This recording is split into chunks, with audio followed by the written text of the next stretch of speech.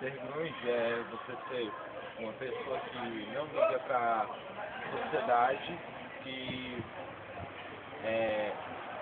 acha que, vamos supor, o amor vale mais do que qualquer forma de governo, qualquer guerra.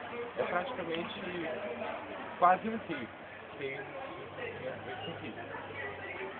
Aí, por causa desses amores que a maioria dos grupos não consegue, eles começam a se envolver no mundo das drogas. Ou seja, é mais como um modo de vida.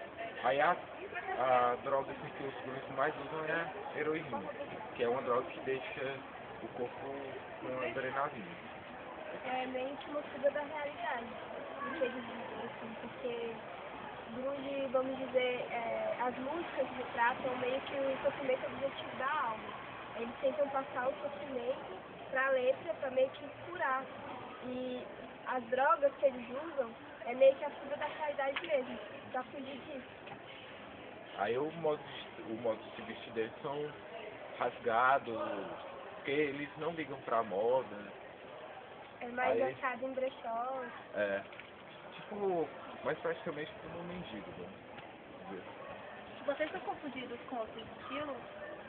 Sim, praticamente com os hippies, os Metaleiros. punks. Aí mais os punks por causa do modo de se vestir, porque os punks também usam roupas rasgadas. E estilo sujo também, porque o grunge é meio que uma gíria. Grunge quer dizer sujo, né? Meio do grunge. Quer dizer sujo, tocado com inglês.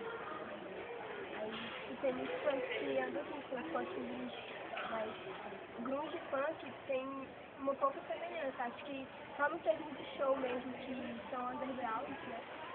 E o que a música grunge fala na letra? Geralmente sobre amores e dependendo do compositor falam muito sobre as drogas. Tem alguns compositores que eles retratam o problema dele com a droga, tentando alertar outras pessoas para não irem no mesmo caminho, que é o caso do Lenny Sturridge, e tem o caso do Nirvana, que ele leva mais pro lado sentimental, mas também envolve as drogas, mas o sentimento misturado com drogas. Eu sempre vou ver assim, aí muitas pessoas se identificam com as letras, na maioria do Nirvana, que fala mais sobre amor. Aí, tipo, porque muitas pessoas consideram que eu sou bem um filósofo, por causa do jeito como ele via o amor, o sexo, o amor, assim, em geral. Obrigada, então.